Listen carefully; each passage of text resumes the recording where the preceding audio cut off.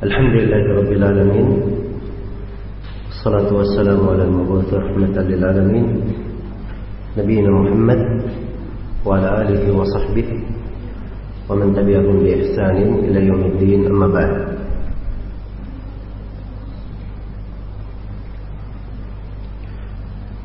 Kita telah mengkaji pendahuluan dari Manzumah Tafsirat al-Qasid ila ilmi al-Maqasid oleh penulisnya Syekh Shalih bin Abdullah bin Hamad Al-Utsaimin hafizahullah ta'ala. Dan kita telah memulai masuk ke dalam pembahasan beliau di dalam ilmu maqasid ini. Kata beliau rahimahullah, kata beliau hafizahullah ta'ala, wa ba'du innal ilma bil ahkami min anfa'il ulumi lil anami. Wa ba'du innal ilma bil ahkami,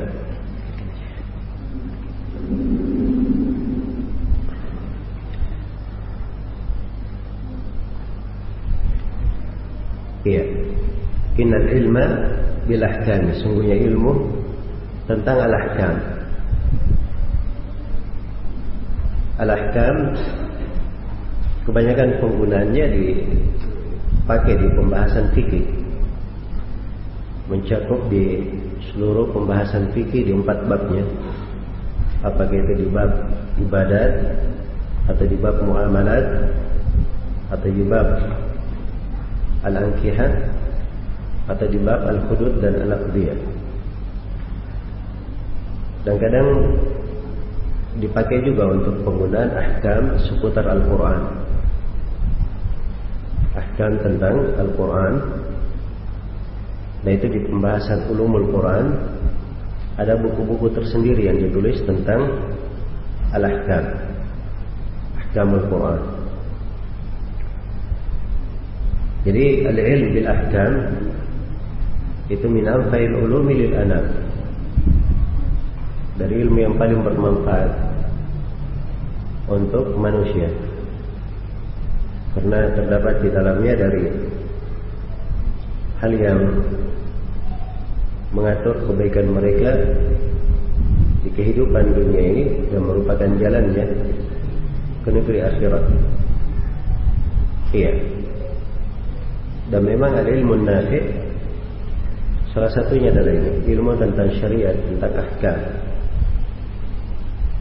Kata Ibnu Al-Qayyim rahimahullah ta'ala, al-ilmu aqsamun thalathun ma laha min rabi'in wal haqqu dhu tubyani, ilmun bi awsafil ilahi wa fi'lihi wa kadha al-asma'u lid-dayyani wal amru wan nahyu huwa dinuhu wa jazaa'uhu yawmal ma'ad ats-tsani.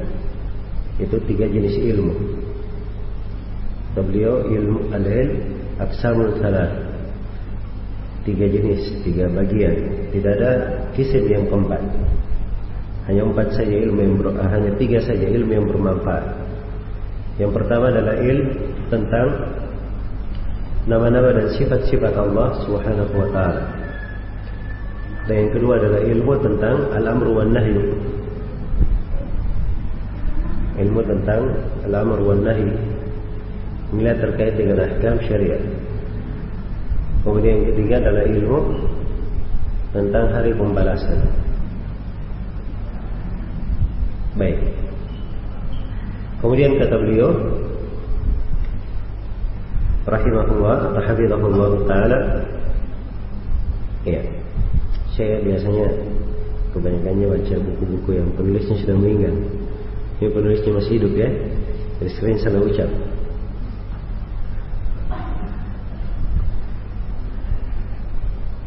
Kata beliau, wa inna ma yadrihi du riayati li ghayati at-tashri'i fi as-si'ayati, li ghayati at-tashri'i fi as-si'ayati. Iya. Wa inna ma yadrihi, dan yang tahu tentang ilmu ini du riayah, orang yang memiliki riayah. riayah terhadap apa? Lighayati tashri'i bis-si'ayati. Iya. Dia selalu riayah, menjaga, memperhatikan ghayat at-tashri'. Apa tujuan dari pensyariatan? Apa tujuan dari pensyariatan? Jadi beliau isyaratkan bahwa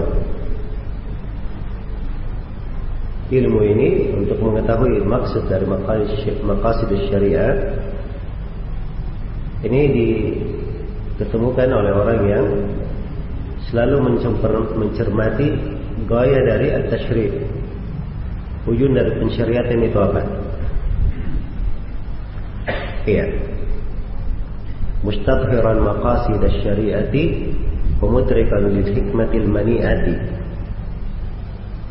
Dia selalu menampakkan maksud-maksud dari syariat dan mengidrak. Yaitu kalimat idrak ya. Idrak itu kalau bahasanya penggunaannya untuk melingkup segala sesuatu dari seluruh sudutnya, itu idrak namanya. Iya.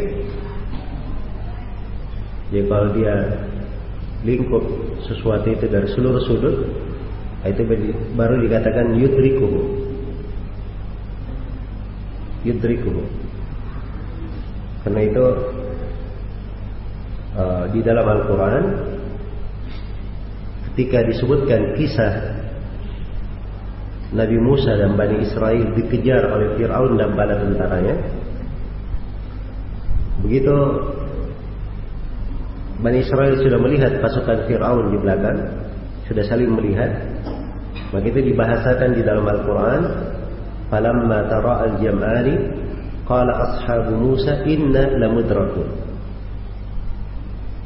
Begitu dua jama', dua kelompok ini sudah saling melihat, tara'a, sudah saling melihat, maka pengikut Nabi Musa berkata, inna lamudrakun. Sebentar lagi kami diidrak. Pakai bahasa idrak. Artinya sebentar lagi kita akan dikejar, dikepung dari segala penjuru. Jelas ya? Dikepung dari segala penjuru. Nah, baik. Dan ini penting ya di dalam memperhatikan bahasa-bahasa, kata-kata yang dipakai di dalam nusus. Karena seorang yang terbiasa tajam di dalam menggunakan lafaz-lafaz itu lebih detail di dalam pembahasan syariat. Dari dalil yang dipakai oleh ahli bidah,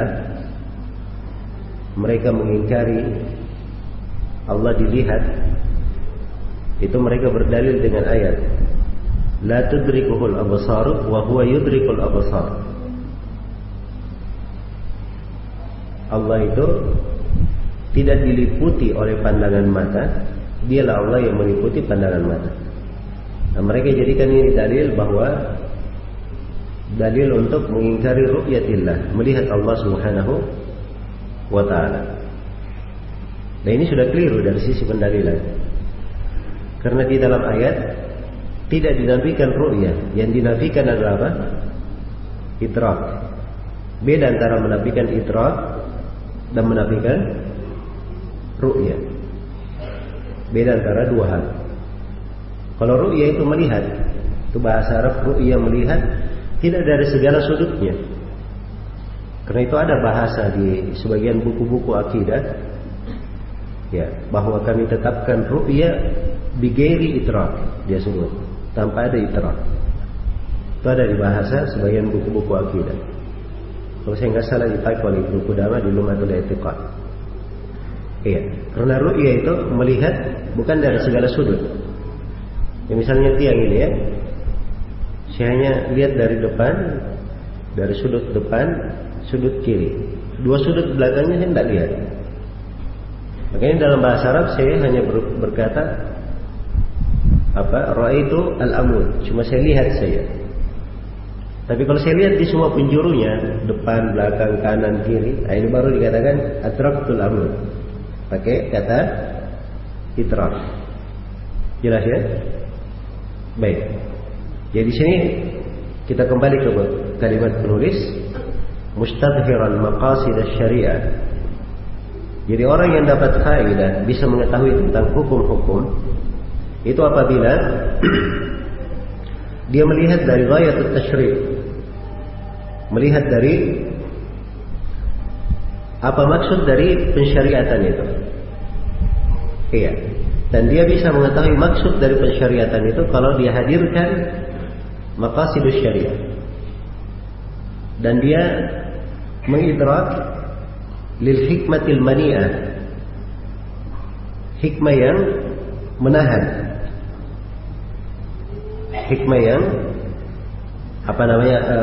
hikmah yang terjaga, yang terpelihara. Iya. Jadi dia lihat dari maqasidus syariah dan dia lihat dari hikmah-hikmah syarak di dalam nusus secara umum atau di dalam sudut pembahasan khusus atau kepada juz'iyat, cabang-cabang yang memang ingin diperhatikan, ingin dijaga dari ghayatut tasyri' padanya. Iya. Baik.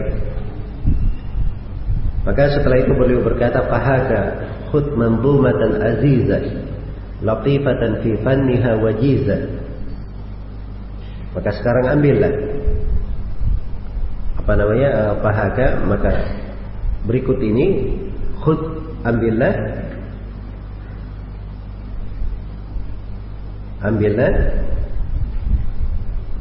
manzumatan azizah, sebuah nazam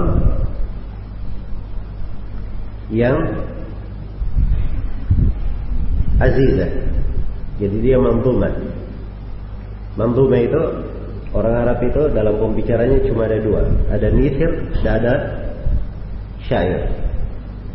Nithrun wa syi'run, cuma dua orang Arab kalau berbicara. Syairnya ini kalau dia diucapkan satu-satu itu disebut syair. Iya. Tapi kalau dia kumpulan bait-bait syair tertata, itu disebut dengan manzumah. Iya. Kadang disebut qasidah, kadang disebut pembahasan yang lain.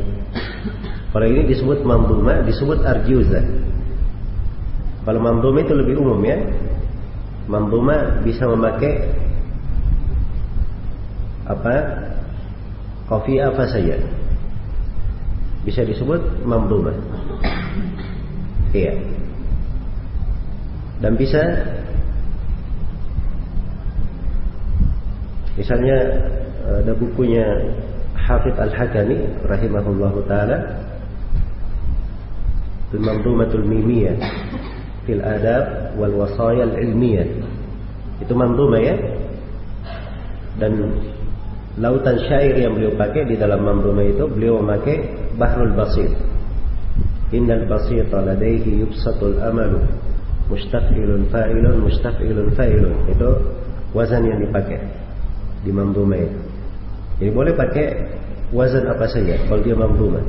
Tapi kalau arjuzah ini khusus untuk istilah nazam yang memakai wazan Bahrul Ar-Rajaz. Memakai wazan Bahrul Rajaz. Iya. Itu tadi kuncinya kalau Bahrul Rajaz. Apa tadi Bahrul Rajaz kuncinya? Hah?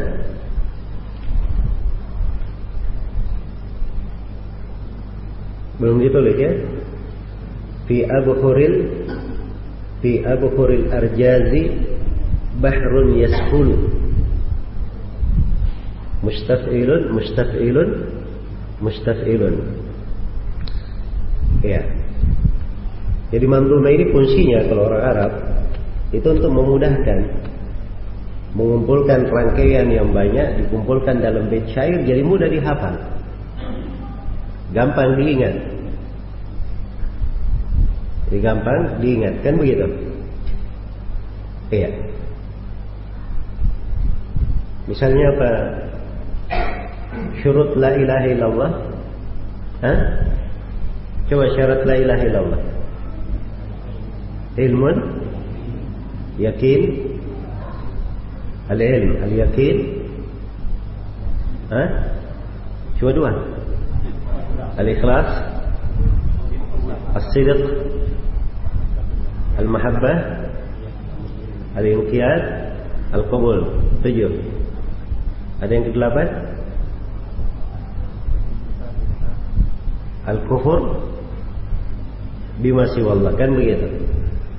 Ya kalau disebut 8 begitu saja, mungkin ada yang lupa 1, 2. Tapi kalau dia hafal bait syair ya mudah. Kumpul dalam 2 bait syair. Ilmun yaqinun wa ikhlasun wa sidqu kama mahabbatin wal inqiyadu wal qubul laha wa zida thaminuha wa huwa al kufranu minka bima siwa al ilahi min al asya'i qad uliha. Jadi hafal 2 bait syair sudah hafal 8 syarat la ilaha illallah. Jadi mudah dengan syair itu.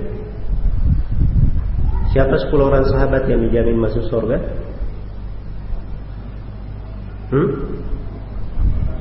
Abu Bakar, Umar, Utsman, Ali. Ini mah gampang ya. Talha bin Ubaidillah, Abdurrahman bin Auf, Sa'ad bin Abi Waqqas, Sa'id bin Zaid,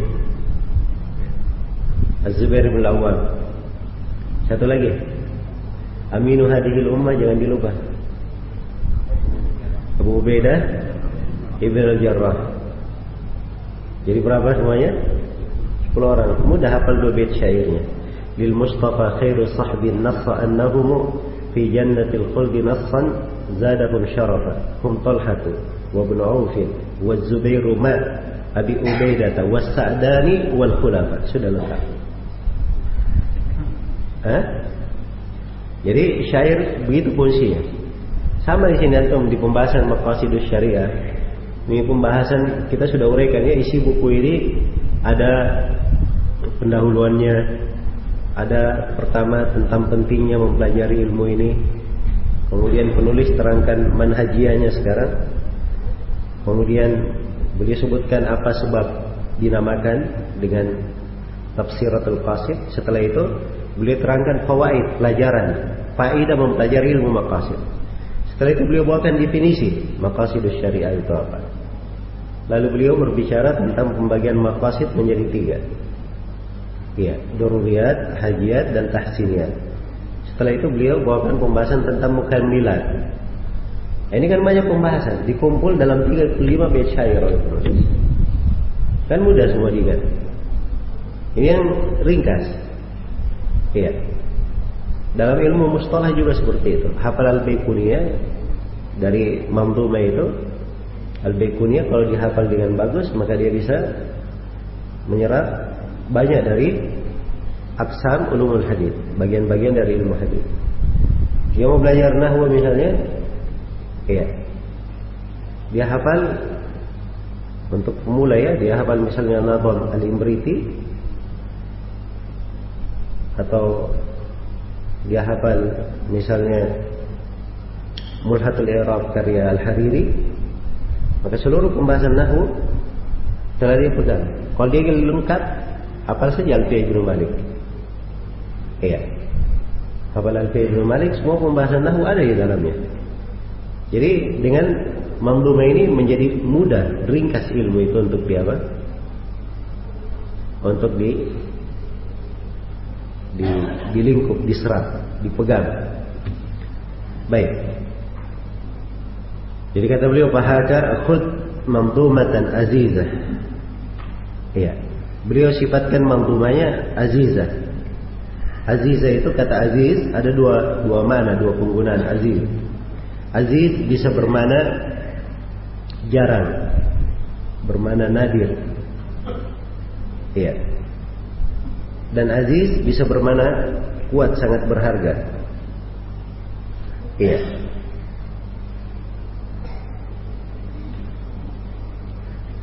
Jadi ini dua-duanya dimaksudkan oleh penulis ya. Karena memang yang menulis Mamdumah yang seperti ini itu jarang. Iya. Dan saya sudah sebutkan ya bahwa ada mamdumah lebih banyak daripada ini, ya, lebih banyak daripada ini, tapi itu tidak cocok untuk dasar di pembahasan ilmu maqasid. Ada mamdumah yang lebih banyak lagi karena dia menabam al-muwafaqat karya Asy-Syatibi. Iya. Oke, ini lebih rumit lagi untuk dihafal. Jumlahnya lebih 1000 bait syair, bukan alfiyah namanya. Lebih dari 1000 jumlahnya. Kena hampir 2000 bait syair menabam semuanya. Iya. Walaupun pembahasan maqasidnya di salah satu babnya. Baik. Jadi maksudnya ini mamdumah dari apa namanya, mamdumah yang azizah, latifatan fi fanniha wajizah. Kemudian mamdumah ini latifah di dalam fannya. Iya. Dia adalah suatu hal yang latif. Kalau dikatakan ini syai' latif, maksudnya sesuatu yang lembut, berharga, bagus begitu. Fi fanniha, di dalam bidangnya. Iya. Nah, biasanya kalau di majelis ilmu itu, di majelis ahli hadits di masa dahulu, itu ada kalau di sela-sela pembahasan guru memberikan faidah-faidah yang dia saring, dia sudah pilih faidahnya. Iya, dia sudah pilih. Nah, maka itu kadang dibahasakan dengan bahasa lataif. Lataif jamak dari latifah. Iya. Itulah buku Ibnu Rajab, Lataiful Ma'arif. Salah satu buku beliau ya, yang beliau menjelaskan tentang amalan-amalan di dalam setahun yang berjalan di tengah umat Islam, dan beliau bahas di sini dari berbagai keutamaan, berbagai hikmah pensyariatan dan sebagainya. Iya. Ibnu Rajab rahimahullahu taala ahli fikih dari kibar Al-Hanabilah, dan beliau punya pembahasan-pembahasan yang sangat tajam sekali. Iya, di pembahasan apa namanya, ilmu alat seputar fikih itu sangat menonjol Ibnu Rajab. Dalil yang paling besar untuk hal tersebut adalah buku beliau. Buku beliau tentang apa namanya, Tahrirul Qawaid, yang dikenal dengan nama Qawaid Ibnu Rajab. Qawaid Ibnu Rajab. Nah, itu buku luar biasa ya. Beliau kumpulkan dari kaidah-kaidah fikih di apa namanya, di dalam madhab Hambali, dan beliau satukan di situ furu'. Kebanyakan furu' untuk kaidah itu. Kebanyakan cabang pembahasan di belakang kaidah tersebut. Iya. Jadi maksudnya penggunaan latifah itu kadang dipakai untuk faidah-faidah yang tersaring dipilih, bagus begitu. Latifah fi fanniha, di bidangnya. Iya. Wajizah, dan dia ringkas. Nah, ini kalimat wajizah ini menunjukkan manhajiyah penulis di dalam menyusun buku ini. Beliau meringkas. Ya, karena memang beliau tidak menyebutkan semuanya ya dari pembahasan maqasid, tapi beliau berikan ringkasan yang bagus. Samaituha tafsiratan lil qasidi, diberi nama dengan tafsirah lil qasid, yaitulah judulnya Tafsiratul Qasid. Iya. Kasyifatan ma'alim al-maqasidi, yang menyingkap ma'alim, pokok-pokok penting dalam ilmu al-maqasid itu.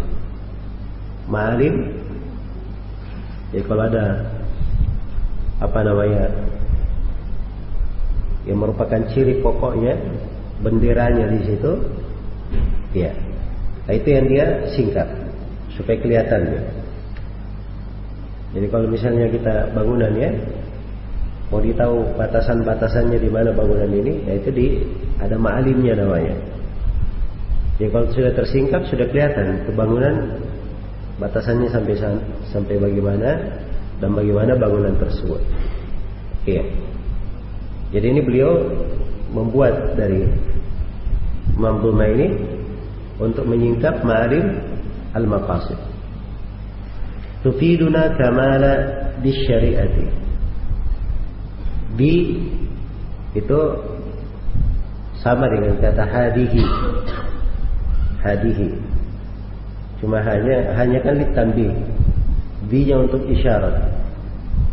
Ya, tapi ini karena wazan syair, dan semua kalimat bisa diikutkan, ada timbangannya. Iya. Dan ini tidak boleh ada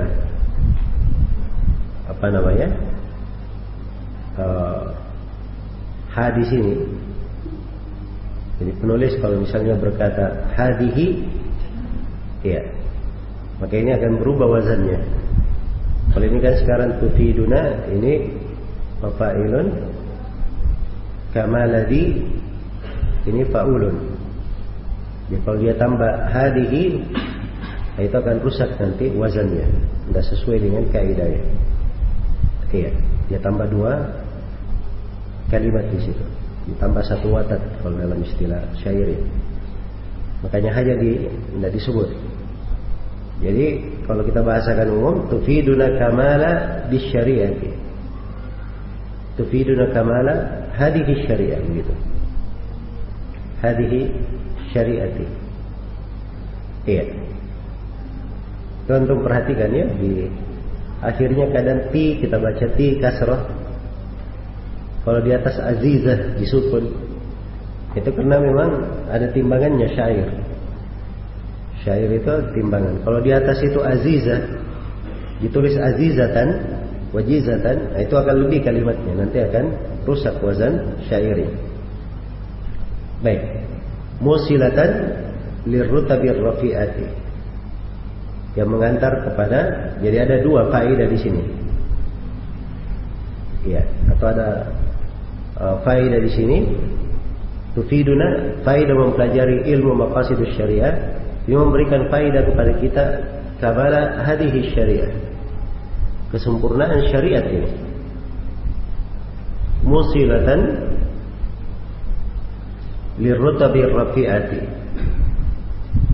yang mengantar kepada rutbah yang tinggi, mengantar kepada rutbah yang tinggi. Biha tamamu alatil faqihi fid darki lil ahkami wat tafqih. Iya. Dengan apa namanya? Manzumah ini, dengan pemahaman terhadap ilmu maqasidus syariah ini, itu adalah kesempurnaan alat ahli fikih.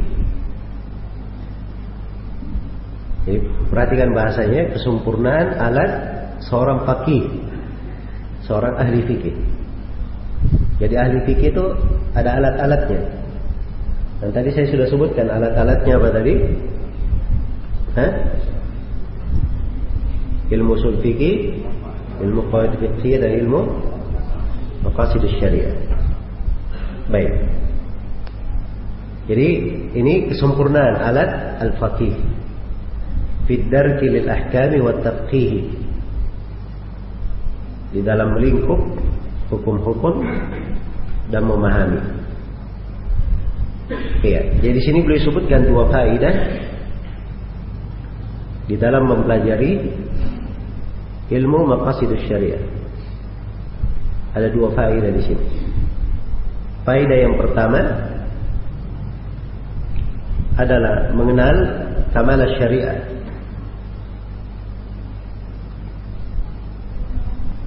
Atau tiga faedah ya, ada tiga faedah. Yang pertama mengenal kesempurnaan syariat, dan faedah yang kedua al-isal lirrutabir rafi'ah, menyambung kepada derajat yang tinggi ya di dalam ilmu syariat. Kemudian faedah yang ketiga, tamamu alatil faqih bi ma'rifatil ahkam, kesempurnaan alat ahli fikih di dalam mengenal ahkam, mengenal hukum-hukum. Baik. Jadi ini 3 faedah dari faedah mempelajari ilmu al-maqasid. Iya. Dari faedah mempelajari ilmu al-maqasid. Nah, ini 3 faedah sangat penting sekali ya. Sangat penting. Yang pertama adalah mengenal kesempurnaan syariat ini. Jadi seorang kalau dia sudah mengenal sempurnanya syariat, setelah dia bahas ilmu maqasidus syariat, dia mengenal syariat ini sempurna sekali. Maka dengan kesempurnaan syariat ini, itu banyak sekali manfaatnya untuk seorang muslim apabila dia mengenal kesempurnaan syariatnya. Di mana di dalam kesempurnaan syariat ini itu kelihatan keindahannya, keelokannya, kelihatan ciri-cirinya. Iya. Kelihatan ciri-cirinya. Dan ini sudut kalau diterangkan kepada umat Islam, ya, itu memberikan banyak faedah. Orang awam saja dapat faedah. Iya. Orang awam saja dapat faedah. Jadi misalnya ada yang melakukan peledakan, pengeboman dan sebagainya, ya, maka seorang dengan mengerti maqasidus syariat, dia sudah paham. Tidak mungkin umat Islam itu, tidak mungkin itu berasal dari Islam. Keindahan syariat itu bertentangan dengan hal-hal yang seperti itu. Itu sudah cukup. Begitu dia mengenal keindahan syariat. Ya. Nah, ini pembeda namanya. Nah, itu manfaat dari ilmu. Ya, tidak bingung. Anda mengerti syariat. Jelas ya? Dia melihat misalnya dari perbuatan kelompok Syiah, mereka bikin begini dan begitu. Iya. Maka dia sudah langsung mengerti ini Syiah ini bukan dari Islam. Islam itu tidak seperti itu. Karena keindahan syariat, ciri-ciri syariat sudah jelas. Ciri-ciri syariat sudah jelas. Nah, ini pentingnya mengetahui ilmu maqasidus syariat. Iya. Untuk orang awam saya itu bermanfaat. Apalagi untuk mujtahid. Untuk mujtahid. Ada orang yang menampilkan agama misalnya, agama ini sangar, ya, kejam, kerjanya hanya bikin ribut-ribut saja, perpecahan saja. Itu sudah orang sudah tahu ini orang-orang ini walaupun dia bawakan dalil apapun itu bukan dari syariat. Islam itu tidak seperti itu. Mana ada orang belajar agama kerjanya saling benci membenci, bikin perpecahan di sana sini, ribut dengan manusia. Umat Islamnya yang tidak suka dengan dia. Itu bukan dari agama yang seperti itu. Iya. Jelas ya? Kalau dia bawakan dalil-dalilnya, itu ada dalilnya. Para salaf itu menghajar, memboikot. Kamu salah paham, tidak mengerti. Iya. Nah, ini asalnya ada orang-orang yang seperti ini memahami keliru. Kenapa? Kekeliruannya itu dari 2 sudut. Ya, sudut yang pertama, dia tidak mengerti bab ucapan ulama itu sendiri yang dia baca. Ucapan ulama yang dia baca itu dia tidak paham apa makna ucapan ulama itu. Dan sudut yang kedua, dia tidak mengerti maksud pensyariatan, sehingga ucapan seorang alim itu diarahkan sesuai dengan maksud di dalam syariat. Iya. Maka ini ilmu penting sekali, memberikan standar ukuran, membuat pikiran itu jernih. Dan ketika ada orang yang jatuh dalam kesalahan, ya, dia juga menjadi lebih adil di dalam menilai kesalahan-kesalahan tersebut. Iya. Jadi akan tampak keindahan syariat nanti. Baru kelihatan enaknya orang berislam, enaknya orang belajar ilmu agama. Iya. Jadi ini faedah yang pertama yang disebutkan oleh penulis Hafizahullah Ta'ala. Ya, saya ingin merinci ya berbagai faedah di dalam mempelajari ilmu maqasidus syariah. Iya. Baik. Di antara faedah juga di dalam mempelajari ilmu maqasidus syariah adalah seorang bisa memahami an-nususus syar'iyyah dengan pemahaman yang benar. Dia bisa memahami nusus syar'iyyah dengan pemahaman yang benar. Iya. Nah ini kalau seorang paham maqasidus syariah di bidang apa saja, dia belajar bidang akidah, bidang fikih, dia belajar di bidang apa saja dari bidang agama, itu dia akan mudah memahami ucapan para ulama. Gampang dia pahami nas-nas Al-Quran maupun hadits Rasulullah Sallallahu Alaihi Wasallam.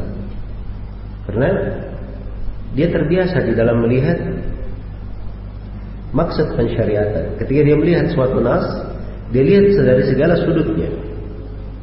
Dia lihat dari segala sudutnya. Maka ini akan memberikan keindahan di dalam memahami nas-nas tersebut. Iya. Saya beri contoh misalnya. Ya, as-salaf berkata, "Nu'minu bi kalamillah ala muradillah."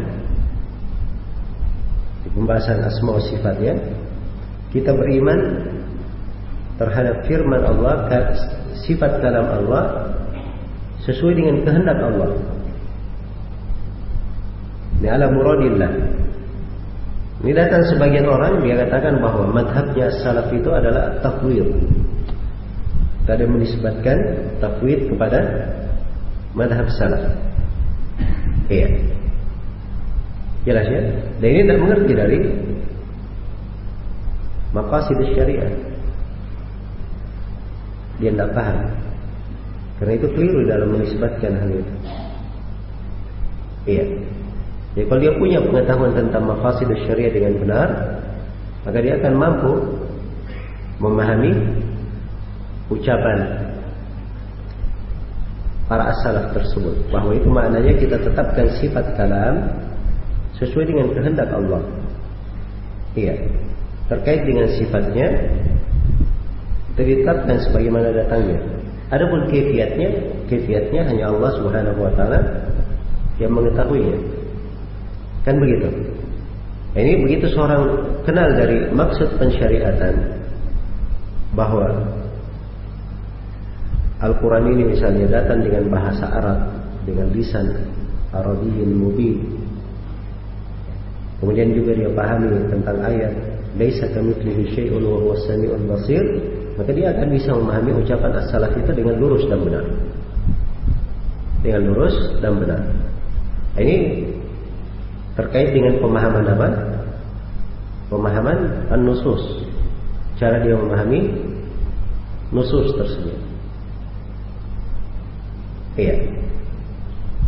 Tadi saya beri contoh tentang larangan sholat di kuburan. Nah, itu kan ketika dia memahami bahwa dilarang sholat di kuburan itu karena najis. Nah, ini kurang di dalam melihat maksud pensyariatan. So kalau dia lihat di dalam maqasidus syariah, dia akan memahami bahwa ini dilarang saddan lidari'ati syirk. Karena apa? Menutup pintu kepada kesyirikan. Iya. Menutup pintu kepada apa? Kesyirikan. Ketika dia baca hadis misalnya, dia baca hadis la yarithul qatilu syai'an. Orang yang membunuh itu tidak mewarisi sama sekali. Iya, ada seorang dia membunuh orang yang dia warisi. Kalau berdasarkan teks hadisnya, berarti dia tidak mewarisi sama sekali.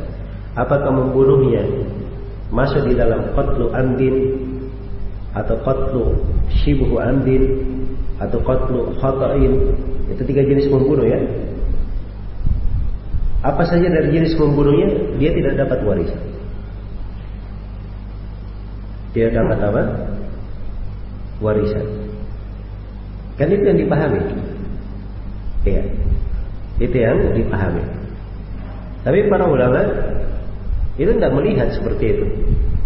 Karena itu mereka katakan bahwa ini hadis, jumhurul ulama ya mengatakan bahwa ini hadis khusus untuk orang yang membunuh sengaja saja. Ada orang yang tidak sengaja tetap mewarisi. Ya. Seorang anak kerja rumah di atas rumah ya. Kerja rumah pakai palu, jatuh palunya, Rasulullah ya, kena kepala ayahnya. Meninggal. Jelas ya, ini kan qatlu khata namanya. Ya, dia tidak tahu ayahnya lewat di bawah, jatuh palunya, kena kepalanya meninggal. Ini qatlu khata. Kalau jumhur ini tetap mewarisi karena dia bukan qatlu apa? Bukan sengaja. Iya. Baik, dari mana dia taksis? Di mana dipahami seperti itu? Itu maksud pensyariatan. Sebab ada nas-nas yang semisal dengan ini. Nas-nas yang semisal dengan ini. Rasulullah SAW melarangnya, menahannya. Karena itu masuk di dalam bab istijal asy-syai' qabla awanihi. Dia mempersegera sesuatu sebelum waktunya. Itu yang dilarang. Jadi ada yang seperti itu di bulan Ramadan. Ya. Di bulan Ramadan dia melakukan hubungan suami istri di siang hari, maka dia kena kafar. Jelas ya? Jadi harus dipahami bahwa maksudnya itu ada di situ. Jadi kalau dia maksudnya dia membunuh orang yang dia warisi dengan sengaja supaya dia cepat dapat warisan, ini tidak boleh diberi warisan. Diharamkan ala naqidi niyati. Itulah yang dibuat kaidah oleh para ulama, man ista'jala asy-syai' qabla awani uqiba bihirman. Baik. Jadi ini cara memahami nusus, cara memahami nas-nas. Iya. Cara memahami nas-nas. Ketika memahami hadis Rasulullah SAW, anta wa maluka li abik, kamu dan hartamu milik ayahmu. Kamu dan hartamu milik apa? Ayahmu. Zahirnya ayah itu boleh mengambil harta anaknya. Pasti ya. Ya kamu dan hartamu milik ayahmu, kan begitu. Tapi ternyata para ulama dia berikan perkecualian. Perkecualian ini dari mana munculnya? Itu pemahaman terhadap maqasidus syariat. Pemahaman.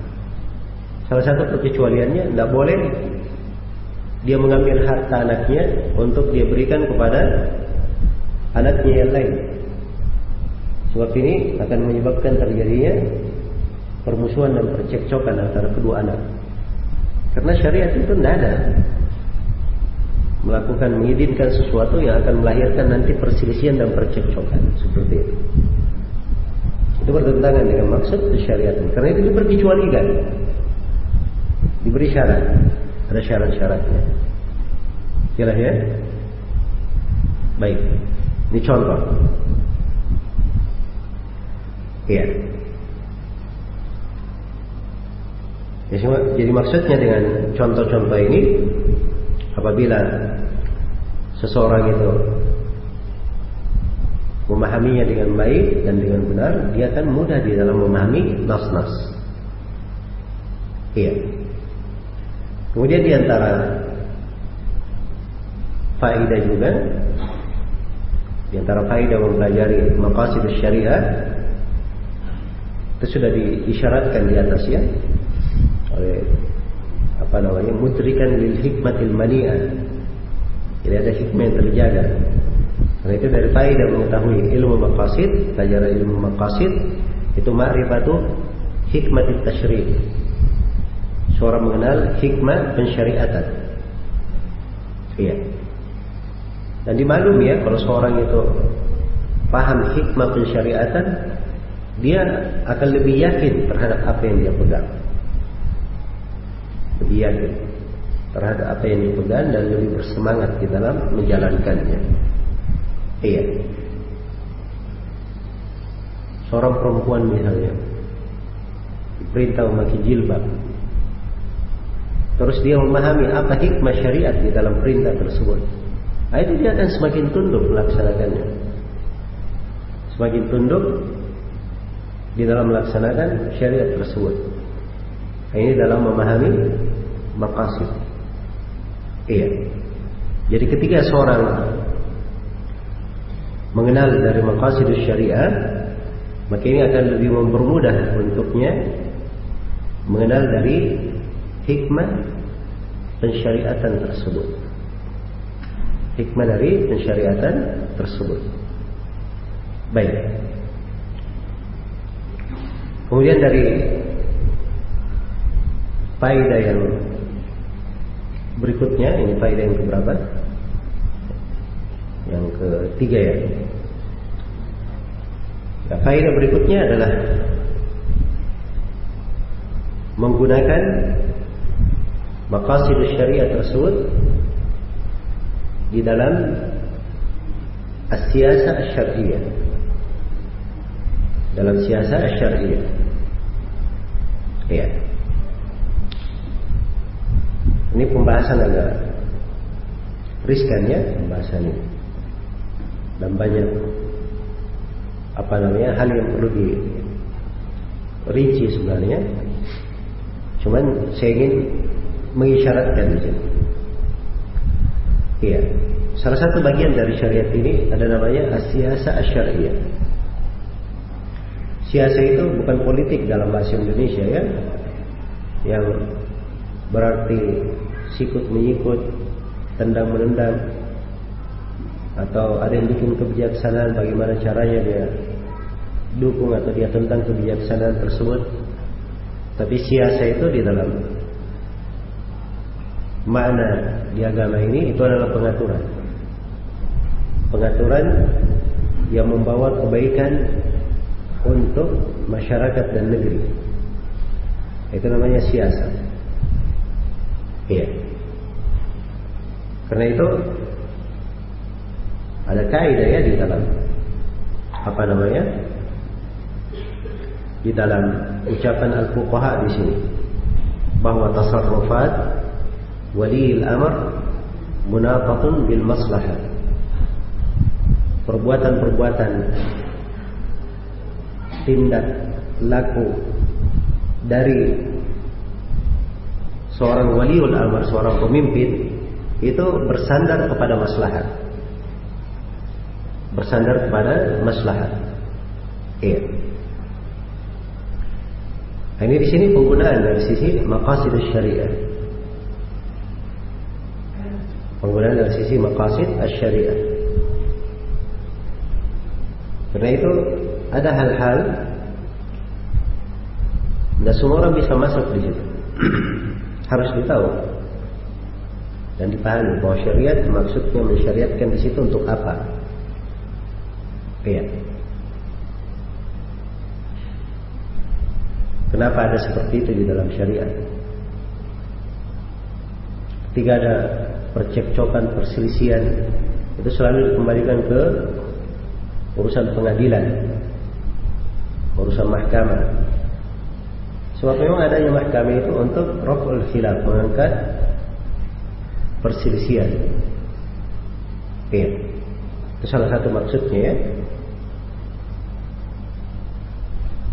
Jadi kalau dia memasukkan dirinya misalnya menjadi hakim di tengah manusia, padahal dia bukan dari pemerintah, masuk mengurus perkara-perkara yang harusnya diajukan di pengadilan, nah, ini dia sudah keliru di sini, tidak paham keindahan syariat ini, aturan-aturannya dia tidak mengerti. Iya. Karena itu orang yang sedikit fikih ya di dalam pembahasan yang seperti ini itu kadang dia campur antara dua bab, bab fatwa dan bab qadha. Iya. Mencampur aduk ini itu nggak bagus ya. apalagi masuk di dalam hal-hal yang bukan urusan dia. Kalau fatwa itu dia bisa kasih fatwa kepada siapa saja, apalagi terkait dengan masalah pribadi orang, apa hukum sholat, apa hukum tentang zakat, tentang ini, bisa dia tanya pribadi seorang alim, berfatwa di situ, nggak ada masalah. Tapi kalau terkait dengan khilafat, nizaa, khusumat, itu ada urusannya, ada pembahasannya.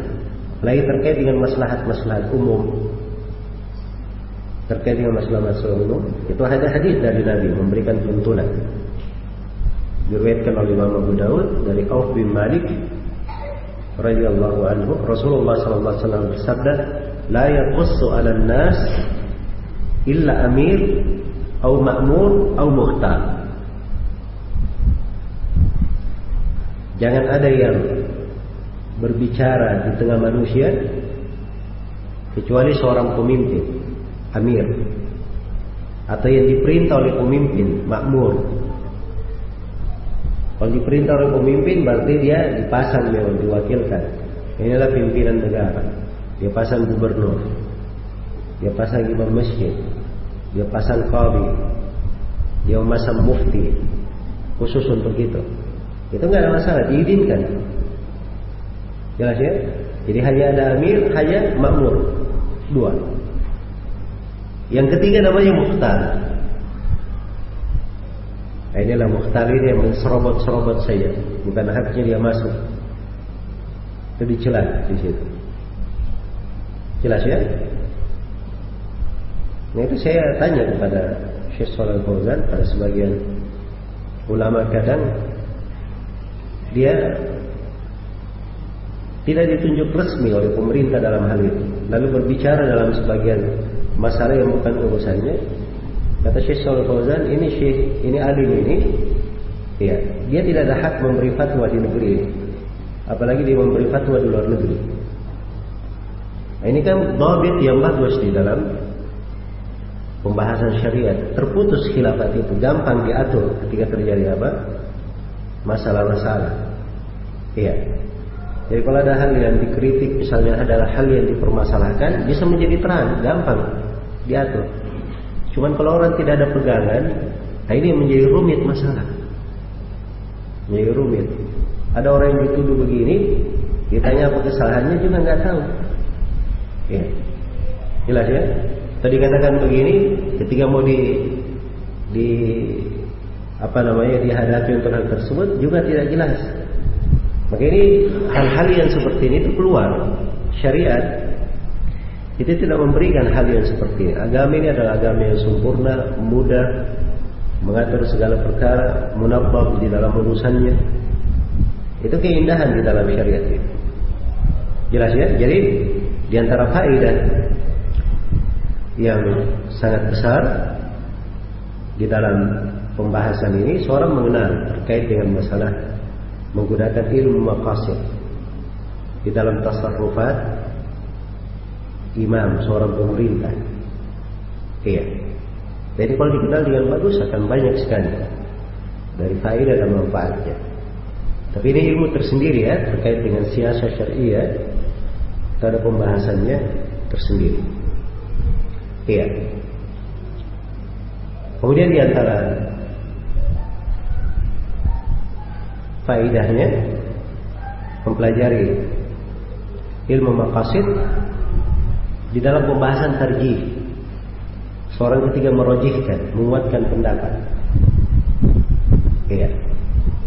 Tarjih itu salah satu pembahasan di ilmu usul fikih. Iya. Kalau ilmu usul fikih seorang sudah kenal adillah, ada namanya ta'arudul adillah. Tiga dalil-dalil itu bertabrakan. Bagaimana cara mentarjih? Ada pembahasannya. Dan para ulama ketika mentarjih itu banyak alasan di dalam mentarjih. Banyak alasannya dalam mentarjih.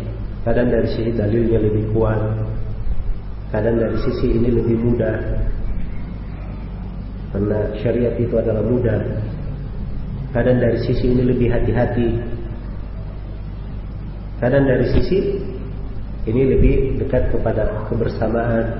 Diambil semua ini maqasidus syariah semuanya. Ini semuanya maqasidus syariah. Jadi ketika mentarjih, dia tarjih di atas maksud dari maqasidus syariah. Tidak keluar dari itu. Jelas ya? Karena itu subhanallah, ketika di perang Badar kan banyak tawanan orang-orang kafir Quraisy kan ditawan. Iya. Maka Nabi SAW memanggil Abu Bakar dan Umar, minta pertimbangan tawanan ini mau diapain. Ya. Nabi SAW menawarkan kalau tawanan ini orang-orang pemuka Mekah ini dikembalikan lagi ke Mekah, diambil tebusan untuk mereka.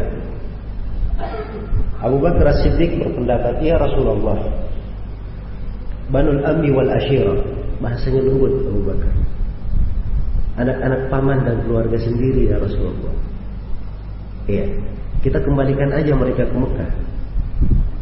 Kita ambil dia, ambil fidah, tebusan. Kita bisa menebus kaum muslimin yang ditawan, dan bisa kita ambil harta itu untuk menguatkan umat Islam, menguatkan kita. Jadi maksud syariatnya ada, walaupun bahasa Abu Bakar sesuai dengan kelembutan beliau. Ya, ini pendapatnya siapa? Abu Bakar. Tahu pendapatnya Umar? Kata Umar, la wallah ya Rasulullah. Awalnya sudah sumpah, tidak demi Allah ya Rasulullah, saya tidak sependapat dengan Abu Bakar. Pendapat saya, kamu ambil keluargamu si fulan, Abu Bakar ambil keluarganya si fulan, saya ambil keluarga saya si fulan, kita penggal lehernya semuanya. Kata Umar, fa'innahum sanadidu Quraisy. Iya. Karena mereka ini pentolan-pentolannya Quraisy dan Rasul kufur. Ini kan bahasa syariat dipakai. Jadi semuanya bersandar kepada maksud dari maqasid syariat. Dan sembarang para sahabat itu berbicara. Iya. Tapi Nabi SAW condong kepada pendapat Abu Bakar waktu itu. Dan setelahnya Rasulullah SAW menyesali keputusan beliau. Ternyata keputusannya Umar lebih cocok setelah beliau dapat wahyu. Iya. Ala kulli hal, bahwa ini cara mempertimbangkan. Begitu mentarjih, kan ada maksud pensyariatan yang dilihat dari maqasidus syariah ini. Ini dijaga, dipelihara, itu berjalan. Iya. Jadi jangan ada yang bilang ilmu maqasidus syariah ini ilmu baru. Ya, baru dia dengar, tiba-tiba dia bilang apa? Ilmu baru. Ada orang yang seperti itu ya, kalau baru dengar ilmu, dia bilang itu syubhat. Hati-hati kamu kena syubhat. Ya. Jadi apa yang dia tidak ketahui itu namanya syubhat. Masya Allah, seakan-akan dia sudah syekhul Islam. Ya. Sudah tahu semuanya, tidak ada lagi ilmu yang luput baginya. Itu tidak seperti itu kondisinya. Nah, itu para ulama subhanallah, ya, di dalam banyak pembahasan itu luar biasa kehati-hatiannya. Ya, itu sering di pelajaran Syekh Shalal Fauzan kalau ditanya masalah-masalah tertentu, beliau bilang, kamu tanya ke pengadilan, jangan tanya di sini. Ya, terkait dengan masalah talak, itu memang harus dihadirkan antara orang yang mengucapkan talak, bagaimana dia mengucapkannya, posisinya kita kan harus ditanya oleh si hakim. Kalau terkait dengan nilainya mungkin perlu ada data yang perlu dihadirkan. Dan cukup fatwa di situ. Dan cukup fatwa. Iya.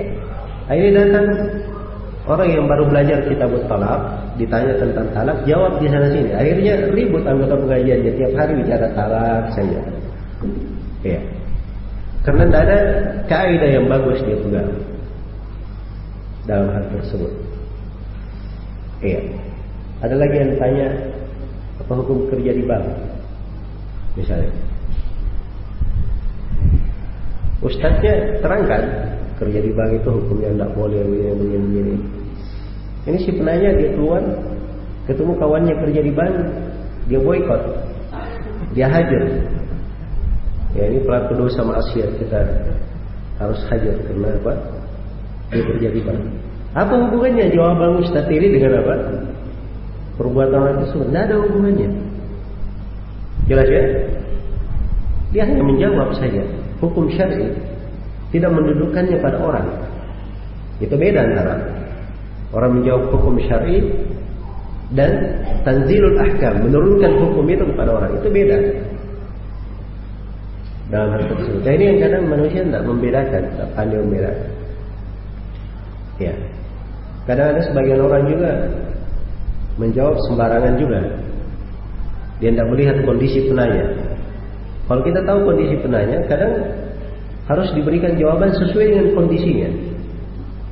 Karena itu Nabi Shallallahu Alaihi Wasallam ketika ditanya oleh seorang orang ini berkata, ya Rasulullah, kami narkabul bahar, biasa mengarungi lautan.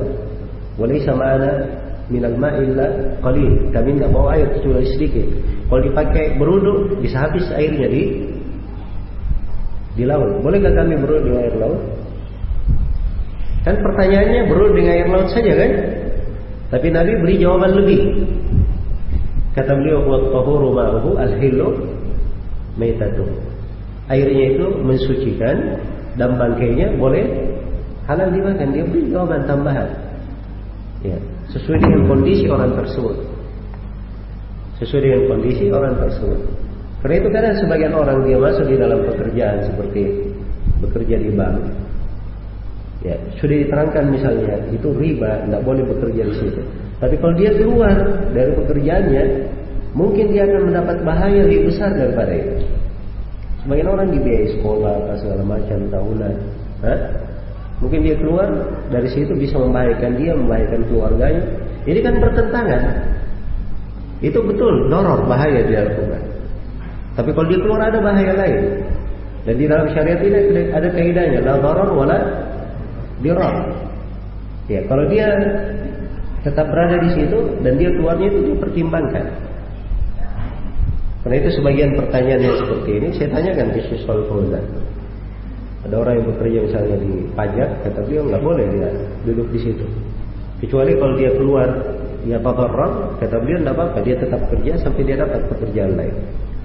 Ini fatwa sesuai dengan kaidah syariat. Sesuai dengan apa?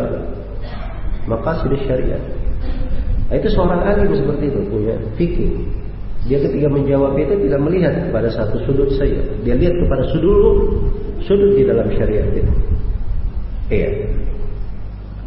Baik. Kemudian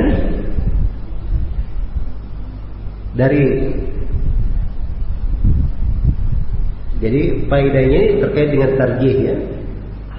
Terkait dengan masalah tarjih itu tadi. Ya, nah ini untuk mentarjih memang penting seorang itu memiliki dari maqasid syariah. Memiliki dari maqasid syariah. Baik. Ini yang sering ribut di Indonesia ya. Tiap tahun sudah dekat Ramadan ya. Ribut penentuan masuknya Ramadan tanggal berapa. Keluarnya nanti juga sering ribut ya. Lebaran sama siapa? Ya. Ya karena kita di negeri kita subhanallah sedikit ada masalah. Pemerintah itu tidak tegas di situ. Ya. Kalau mereka tegas di situ, memutuskan, kami memutuskan masuk keluarnya Ramadan, tidak boleh lain-lain, akan selesai masalah. Akan selesai apa? Permasalahan. Sebab memang itu salah satu tugas pemerintah, salah satu kewajiban mereka. Dan itu ada di buku-buku tentang apa namanya, buku akidah, di buku-buku tentang ahkam sultaniyah. Ibnu Jamaah sebut salah satu kewajiban pemerintah dia menentukan jihad, menentukan haji, menentukan id. Itu salah satu tugas pemerintah. Ya, sekarang pemerintah kita ya dia ada keputusan, tapi kalau ada ormas tertentu menyelisihi, ya dihormati pendapatnya. Nah, ini membuat perselisihan di tengah manusia. Nah ini nggak cocok. Jelas ya? Ini tidak cocok yang seperti itu. Nah, yang menjadi masalah nanti, ya, ini sekarang pemerintah daerah berbeda dengan pemerintah pusat.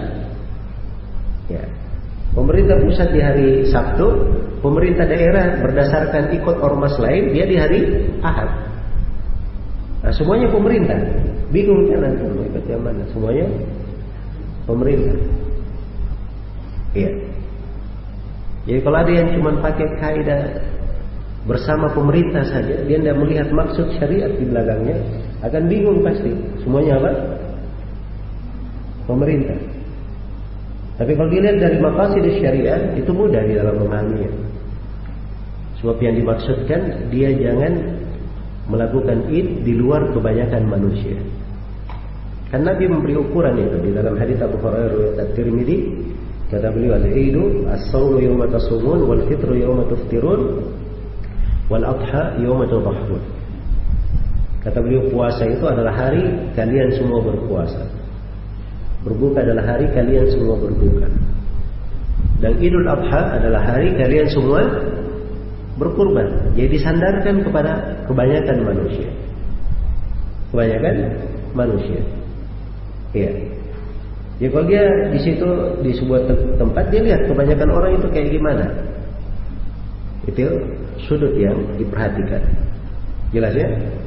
Karena itu dalam hal yang seperti ini tidak ada dikatakan fatwa tetap, tapi dia lihat apa yang mencocokinya. Ya, sama dengan masalah sholat id. Ya, sholat id. Kadang ada yang meributkan sunnahnya sholat di lapangan. Baik, lapangannya di mana? Teras masjid. Loh itu teras masjid, lapangan tuh kan. Ya, yang penting bukan di masjid.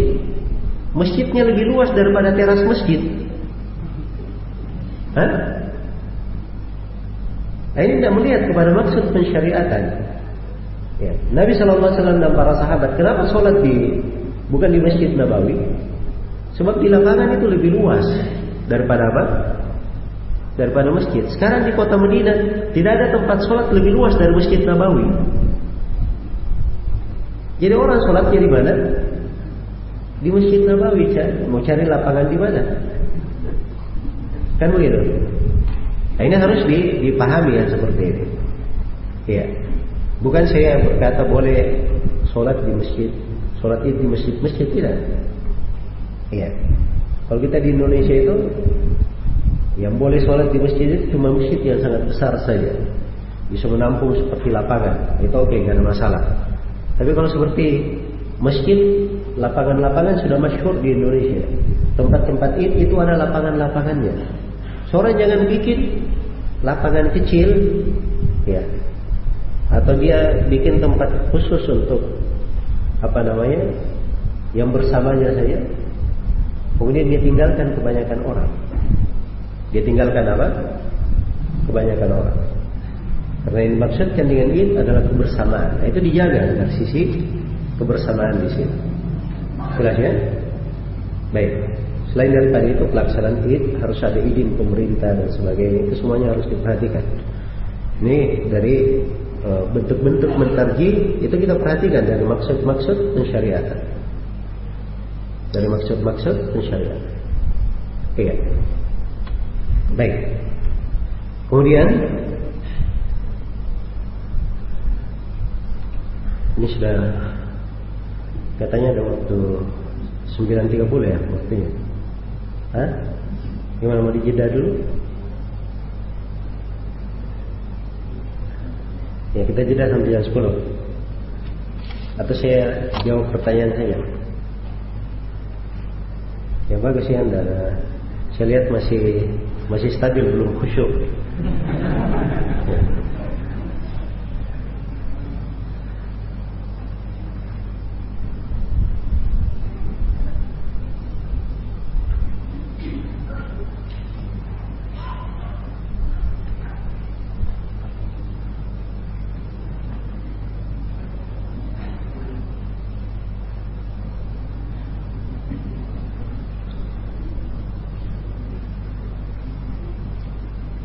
Baik, ada pertanyaan sampai sini? Silakan kalau sebelum kita lanjutkan, tidak apa-apa. Bedanya fatwa dengan qadhi itu? Fatwa dengan? Fatwa tadi kan dijelaskan. Apa? Ada perbedaan atau misalnya, saya pernah dengar katanya fatwa itu tidak ditempatkan di beberapa tempat, tapi kalau qadha bisa ditempatkan. Enggak, semuanya ada wilayahnya masing-masing. Jadi fatwa dan qadha itu sama-sama bayan hukum syar'i, penjelasan hukum syar'i sama. Cuman bedanya kalau fatwa bayan hukum syar'i ala wajh ghair mulzim, ya, tidak diilzam dengannya kalau fatwa. Tapi kalau qadhi itu bayan hukum syar'i ala wajh ilzam, diilzam. Iya. Dia sependapat tidak pendapat, terima hukum qadhi. Jelas ya? Terima hukum qadhi. Tapi kalau fatwa, dia tanya kepada seorang alim, hatinya tidak tenang dengan fatwa tersebut. Bukan tidak tenang karena ikut hawa nafsu ya, ada orang tidak tenang, saya nggak cocok. Enggak. Tapi karena ada hal yang lain, dia tanya kepada alim yang lain, itu nggak ada masalah. Karena memang dia tidak diilzam dengan fatwa. Beda dengan qadha. Kalau diilzam oleh qadhi mengatakan hukumnya begini, walaupun ada silang pendapat, tidak ada silang pendapat, hukum qadhi yang diterima. Hukum qadhi yang diterima. Baik.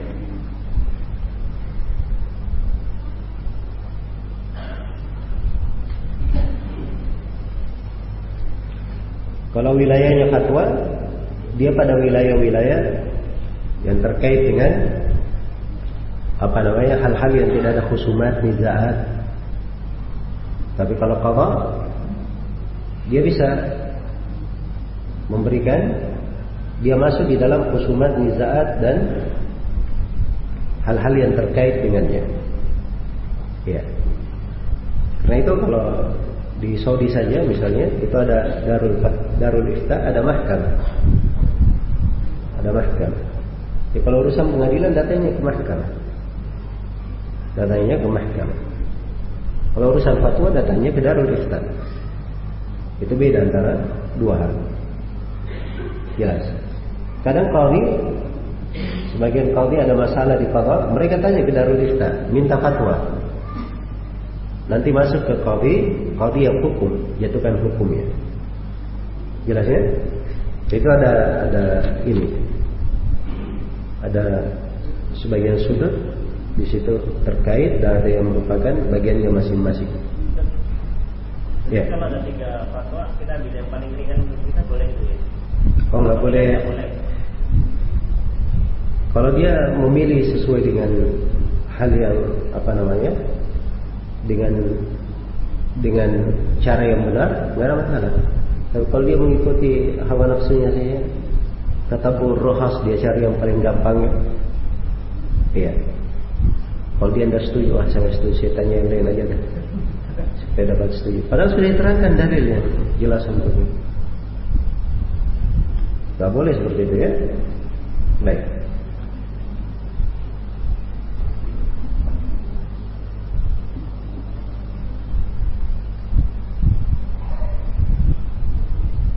Ini yang menjadi sekarang ini, mufti-mufti mau menjadi qadhi, banyak orang seperti itu. Dia mufti mau menjadi apa? Menjadi qadhi. Ini sebulan saya sudah nasihatin, dia masih seperti itu. Ya, jadi itu mau menjadi qadhi namanya. Penjarakan aja kalau gitu, bawa pengadilan, penjarakan. Kan dia qadhi kan?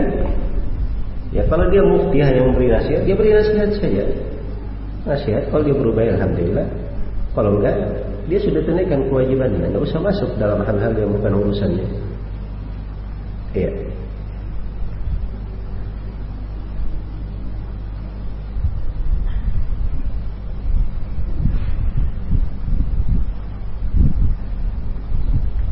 Seorang telah mengetahui dalil tentang amalan sunnah, tapi dia belum tergerak mengamalkan. Tapi ketika seorang ahli kesehatan menerangkan hikmah kesehatan amalan tersebut, maka ia bersemangat dan mengamalkannya.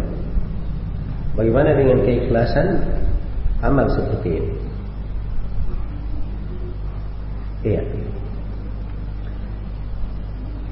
Amalan itu, amalan yang diterima kalau dihendaki dengannya wajah Allah Subhanahu wa ta'ala. Nah, itu kaidah di pembahasan ini. Hanya saja ada sebagian amalan yang kalau asalnya sudah dikehendaki wajah Allah, ikut di belakangnya sebagian hal yang terkait dengan dunia, maka itu tidak mempengaruhi. Seperti misalnya jihad fi sabilillah, berperang, kan begitu kan? Di belakang jihad dijanjikan ghanimah atau tidak? Hah? Dijanjikan ghanimah kan? Ghanimah apa? Dunia atau bukan? Hah? Dunia. Boleh mengambil ghanimah? Jawabannya boleh. Nah, sepanjang dia mengikut saja pada hal yang ikhlas, itu nggak ada masalah. Dia mengikut. Makanya kata saya, kalau ini saya nggak bisa jawab pertanyaannya. Harus tahu orangnya apa yang dia lakukan, sebabnya motivasi apa dia. Semata dunianya karena kesehatan itu tadi, maka dia hanya dapat itu, dia tidak dapat tawarannya.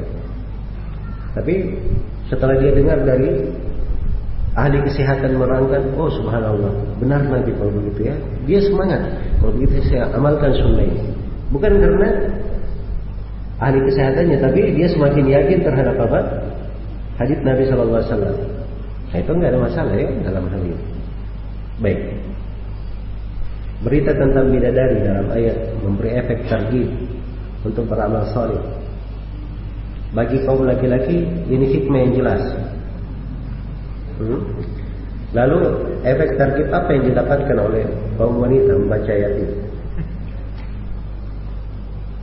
Hal ini merupakan iskal bagi kami, karena dalam Al-Quran turun untuk kaum laki-laki dan wanita. Iya. Ini yang bertanya siapa?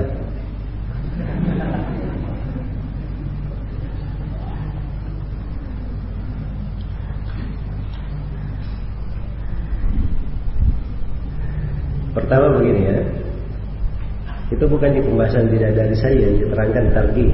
Itu banyak amalan. Sedekah misalnya, sedekah itu kan banyak ayat. Kalau dia bersedekah akan dibalas begini begitu, kan banyak. Membebaskan budak, ya. Banyak sekali dari amalan saleh diberi targhib. Ada yang sifatnya duniawi targhibnya.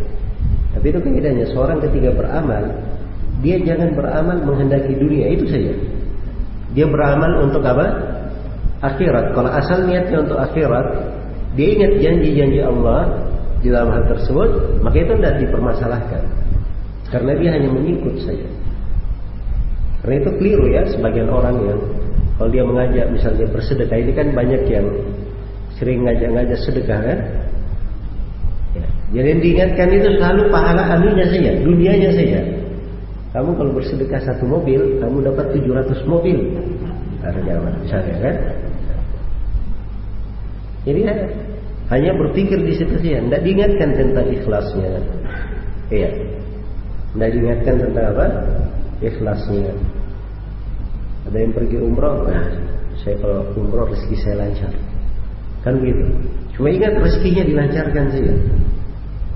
Ya, jadi kalau dia cuma ingat itu, tidak ada keikhlasan kepada Allah dihadirkan, itu namanya dia melakukan amalan mencari dunia namanya. Itu hati-hati, harus dijaga dan dipelihara. Syariat itu kaidah-kaidah harus dikompromikan semua dalil-dalil. Iya. Nah ini beramal untuk amalan dunia itu ada 4 rincian. Itu ada pembahasannya ya di Kitab Tauhid. Ada uraian Syekh Muhammad bin Abdul Wahab di situ. Dan bisa lihat di syarahnya Syekh Shalih Fauzan di I'anatul Mustafid. Ya, beliau terangkan di situ rinciannya. Baik. Jadi itu yang pertama yang perlu diketahui. Kemudian yang kedua, ya, bidadari itu kata bidadari di apa namanya? Di dalam Al-Quran, ya, itu terkait dengan perempuan penghuni surga. sebagian nas itu ada perempuan penghuni surga dari penduduk surga yang Allah ciptakan di surga. Dan ada umum penghuni surga adalah dari penduduk dunia, dari perempuan yang masuk ke dalam apa? Ke dalam surga. Maka dari sudut ini itu ada keutamaan untuk perempuan penduduk surga. Terus yang kedua dari sisi mendapatkan pasangan, itu disebutkan oleh para ulama seperti Syekh Ibnu Utsaimin bahwa sebagaimana laki-laki itu dia dapat pasangan bidadari, perempuan juga dia ada pasangannya ya di dalam surga. Kita tidak tahu apa namanya ya, mau disebut bidadara, saya nggak ada penamaan kayak gitu. Cuman di dalam ayat Al-Quran ada dalil yang menunjukkan itu. Karena di surah Az-Zukhruf dikatakan fiha ma taladdul anfus fiha ma tashtahihi al-anfusu wa taluddul a'yun. Ya, di dalamnya ada hal yang jiwa itu bersemangat, jiwa itu berselera. Dan ini semuanya penduduk surga dalam hal punya syahwat, dia punya selera, laki-laki dan perempuan dia dapatkan di dalam surga. Ya kalau dia berselera untuk hal tersebut diberikan untuknya. Diberikan untuknya. Jelas ya? Maka itu tidak ada iskal dalam hal ini, alhamdulillah.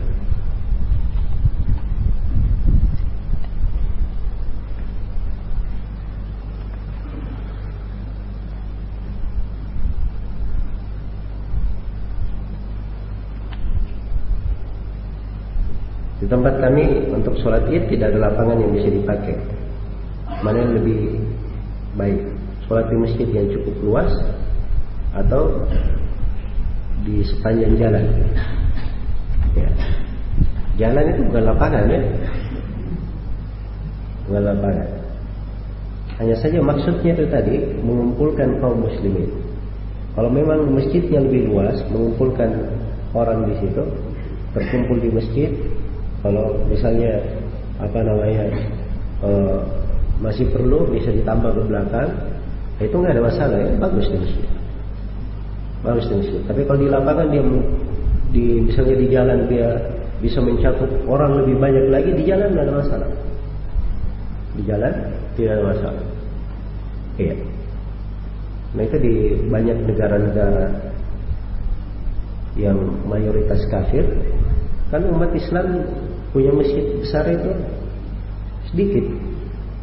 Masjid saja jarang, bagaimana caranya dikatakan punya masjid apa? Punya masjid besar. Kadang mereka sholat, subhanallah, sholatnya di jalan. Ya.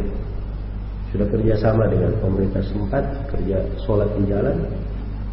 Ya saya pernah lihat potongan video Imam Haram, itu sholat mengimami di jalan. Ya subhanallah, mungkin terhitung sekilo 2 kilo orang sholat di belakang. Ya, saking mencakup. Nah ini bagus ya. Nah mungkin di kota-kota besar itu tidak ada di lapangan-lapangan yang bisa dipakai. Ataupun kalau di negeri kafir lapangan seperti itu tidak bisa pakai misalnya untuk ibadah di sebagian negeri ya. Baik. Jadi itu kembali di dalam memahami bahwa maksud dari sholat itu, sholat id itu bagaimana mereka sholat id bersama, itu yang dimaksudkan.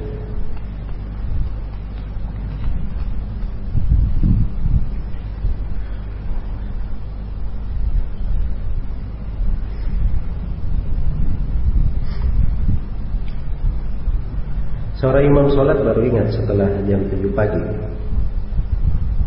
bahwa tadi malam ia bermimpi basah. Lalu dia segera mandi dan mengulangi sholat subuh. Berdosakah imam ini? Bagaimana hukum sholat para makmumnya? Ya namanya saja orang lupa. Ya, kalau orang lupa tidak ada masalah.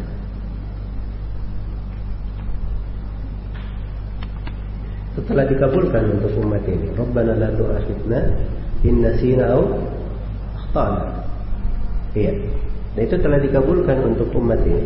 Kalau dia lupa atau keliru. Adapun orang yang sholat di belakangnya, sholatnya syah.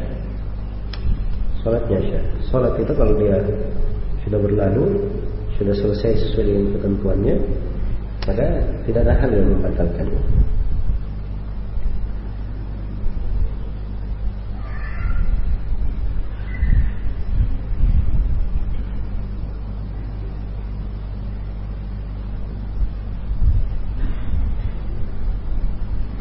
Bagaimana jika di suatu tempat beda hari Id, tapi jumlahnya 50%, 50%. Saya tinggal di kompleks Sahibul Kisah,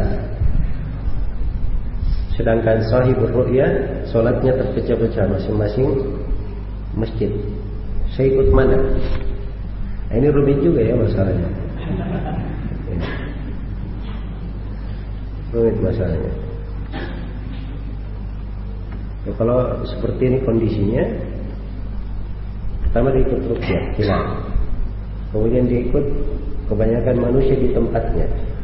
Kemudian dia ikut kebanyakan manusia di dalam negerinya. Itu dia perhatikan juga. Ya, kalau dia ikut di pemerintahan pusat karena itu yang merupakan kebanyakan, maka itu nggak ada masalah. Itu harusnya dia kerjakan ya, kalau di kondisi seperti ini. Iya. Tapi kalau dikasih fatwa misalnya harus selalu ikut pemerintah pusat, itu pernah terjadi ya di sebagian daerah. Ya, dia ikut pemerintah pusat itu dihitung pakai jari. Jadi dia mau sholat id masa mau sholat id sendiri, kan begitu? Ya, dia ikut di ormas itu lebih banyak, malah pemerintah daerah ikut ormas. Ya, baik.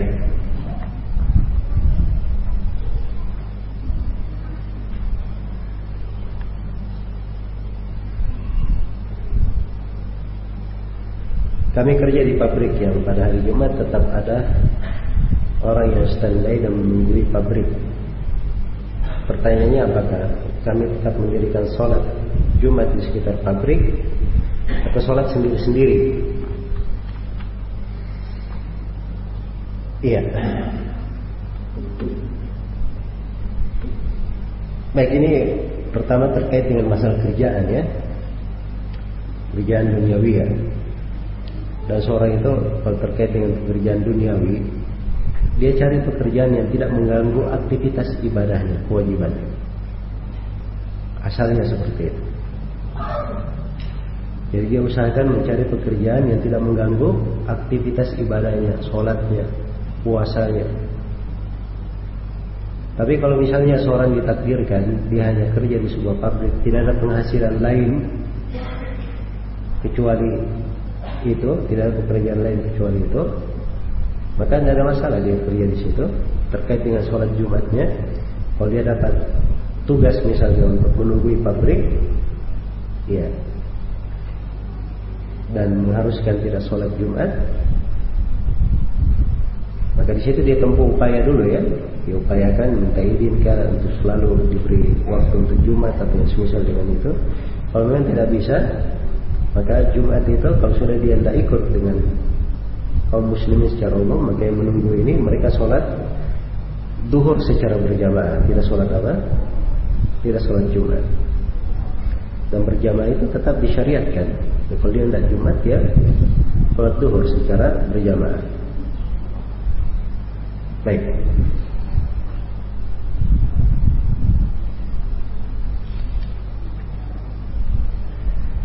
Iya.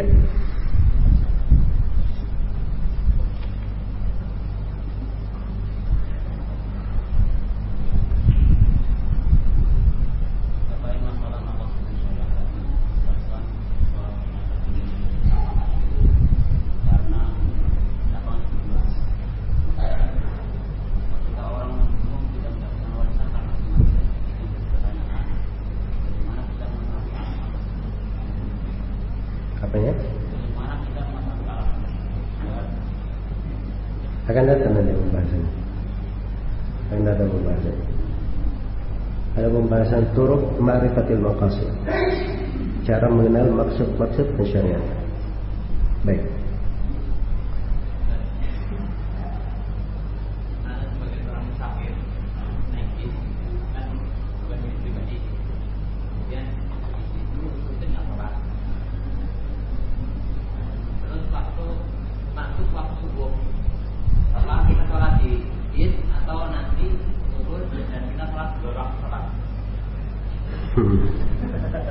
Akan datang nanti pembahasannya. Ya. Saya belum bicara apa-apa ya masalah. Baru bicara masalah manfaat mengenai maqasid. Itu di pembahasan ta'arud al-masalih. Ta'arud al-masalih. Ada dua ya. Yang mana yang dijaga? Apakah maslahat terkait dengan kesempurnaan dan ibadahnya, tapi dia melanggar di bidang lain, atau dia jaga di maslahat waktunya, tapi dia kurangi dari dat ibadahnya. Itu ada pembahasannya. Kita akan kaji. Baik. Jangan buru-buru ya. Kita belum bicara apa-apa. Secara pembahasan.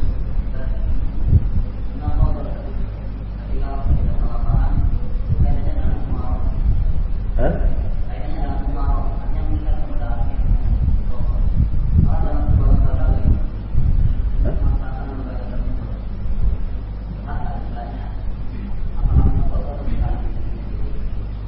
Bagaimana dia qada dalam lembaga?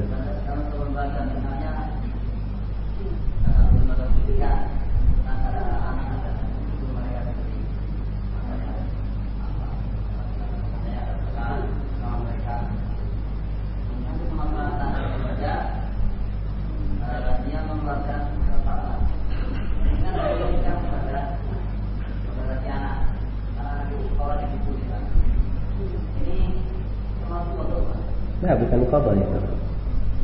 Itu kan peraturan, dia bikin hal yang sifatnya maslahat untuk sebuah kegiatan. Iya, itu nggak ada masalah itu.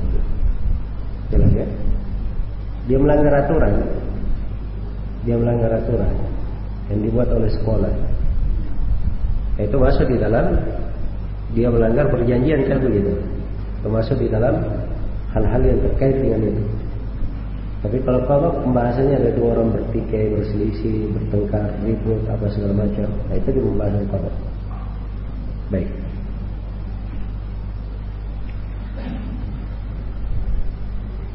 Kita lanjutkan.